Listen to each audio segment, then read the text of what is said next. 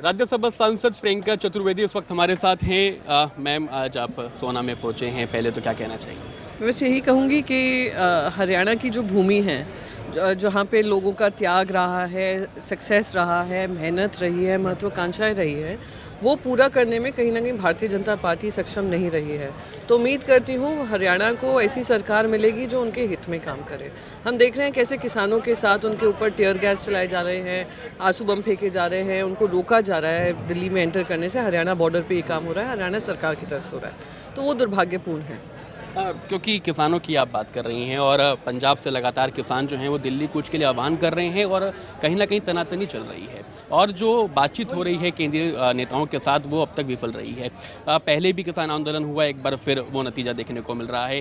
क्या कहना चाहेंगे, आखिरकार समाधान क्यों नहीं हो पा रहा है? मैं बताती हूँ, क्योंकि इनकी जो मंशा है वो विश्वासघात वाली मंशा है कि जुमले देकर इनको लगता है कि वोट पा लेंगे, पर उनका काम करना, जनता का काम करना, निभाना इनको आता नहीं है। ये भारतीय जनता पार्टी की काफ़ी टाइम से ये पॉलिसी रही है कि झूठ का प्रचार हो, झूठ बोलो, झूठे वादे करो, उसके नाम पे सरकार बनाओ और फिर वादा खिलाफी करो।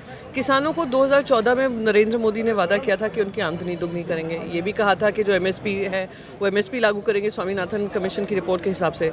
किसी में भी वो काम नहीं कर पाए, 3 काले कानून लाए और जब किसानों ने उस पर आक्रोश जताया तो उनको एंटी नेशनल कह दिया, पाकिस्तानी कह दिया, खालिस्तानी कह दिया, पता नहीं क्या क्या उनके ऊपर आरोप लगाए गए। कितनी किसानों की जान गई है और अभी भी उनकी मंशा है नहीं। जुमला दिए जा रहे हैं, लॉलीपॉप दे रहे हैं कि 3-4 क्रॉप्स पे देंगे, वो मांग रहे हैं कि सारे क्रॉप्स पे दें।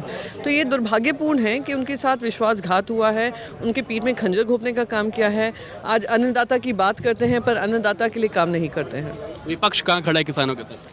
विपक्ष पूरा का पूरा किसानों के साथ खड़ा है। आप महाराष्ट्र में देखिए, जब हमारी सरकार बनी थी, उद्धव बाला साहब ठाकरे जी ने सबसे पहला जो काम किया था किसानों की ऋण माफ़ी की थी। अभी कांग्रेस पार्टी ने अपने अनाउंसमेंट में कहा है कि जैसे वो अगर सरकार में आते हैं 2024 में, और क्योंकि हम उनके साथ अलायंस में हैं तो एमएसपी लागू करेंगे। तो ये बड़े वादे हैं और इरादे जब नेक होते हैं और इरादे इस मंशा से किए जाते हैं कि उसको पूरा करेंगे, तो उम्मीद है किसान भी देखेंगे कि उन्होंने विश्वासघात किया है और कौन उनकी नसीबी का वादा कर रहा है। सुप्रीम कोर्ट ने एक बड़ा फैसला सुनाया चंडीगढ़ मेयर को लेकर और आम आदमी पार्टी के जो कैंडिडेट थे उनको विजय हासिल करके अब वो मेयर पद की उन्होंने शपथ ली है। क्या कहना चाहेंगे? देखिए, जिस तरीके से सुप्रीम कोर्ट बार बार आकर इनके मुंह पे थप्पड़ जड़ रहा है, जिस तरीके से महाराष्ट्र के वर्डिक्ट में भी ये कहा गया था कि बिल्कुल नाइंसाफ़ी हुई, इलीगल, अनकॉन्स्टिट्यूशनल सरकार बनी हुई है, अगर हमने इस्तीफ़ा नहीं दिया होता तो वो पूरी सरकार वापस बहाल करते, ये कहा गया। फिर भी इनको शर्म नहीं आई, इन्होंने खुलेआम सीसीटीवी की मौजूदगी में ऐसा प्रिसाइडिंग ऑफिसर डाला जो भारतीय जनता पार्टी से जुड़ा हुआ है। बेखौफ होकर वो वोट्स इनवैलिडेट कर रहा है। तो सुप्रीम कोर्ट ने इन सबका संज्ञान लेते हुए इनको बेनकाब किया है, इनकी मंशाओं को बेनकाब किया है। दिन दहाड़े प्रजातंत्र का गला घोटने का जो काम हो रहा है उसको बेनकाब किया है। तो मैं तो सुप्रीम कोर्ट के वर्डिक्ट को वेलकम करती हूँ और मैं उम्मीद करती हूँ कि भ्रष्टाचारी जोड़ो पार्टी जो बन गई है कुछ सीखेगी, कुछ सबक सीखेगी। और मोर इम्पॉर्टेंटली जो इलेक्शन कमीशन ऑफ इंडिया है, जो ऑलमोस्ट घुटने टेक रहा है केंद्र सरकार के सामने, मैं तो उनको इंटायरली कॉम्प्रोमाइज इंस्टीट्यूशन मानने लग गई हूँ कि उन्होंने अनदेखी किया, उन्होंने जानते हुए भी कुछ आवाज़ नहीं उठाई। ये सुप्रीम कोर्ट पे जब लड़ाई गई है तब ये न्याय मिला है। तो ये कहीं ना कहीं उनको भी आत्मचिंतन करना पड़ेगा कि देश में प्रजातंत्र की जिम्मेदारी संभालने की जिम्मेदारी आपकी है और अगर आप उसमें विफल हो रहे हैं तो आप देश के सामने विफल हो रहे हैं। इंडिया अलायंस को लेकर क्या कहना चाहेंगे? लगातार राहुल गांधी दौरे भी कर रहे हैं, हर जगह वो जा भी रहे हैं, लेकिन जो साथी हैं वो कहीं ना कहीं छोड़ते हुए नजर आ रहे हैं। नीतीश कुमार छोड़ के गए, अब जयंत चौधरी छोड़ के चले गए हैं। यूपी में जब राहुल गांधी जा रहे हैं तो अखिलेश यादव उनके साथ नहीं है। देखिए, जब पतझड़ का मौसम होता है कि उसका ये बात ये नहीं होती है कि वापस उस पेड़ पे वापस पत्तियां नहीं आएंगी, नई पत्तियां आएंगी, सावन फिर से आएगा, हरियाली फिर से आएगी। वैसे ही देश में जो बेरोज़गारी का माहौल है, जिस तरीके से महिलाओं पे उत्पीड़न हो रहा है, हरियाणा की बेटियां प्रगति मैदान पे प्रोटेस्ट करती रहीं, जंतर मंतर पे प्रोटेस्ट करती रहीं, उनकी सुनवाई नहीं हुई, आज तक उनको इंसाफ नहीं मिला। आप महंगाई देखिए, आप हर तरीके से भ्रष्टाचार देखिए जो बढ़ रहा है।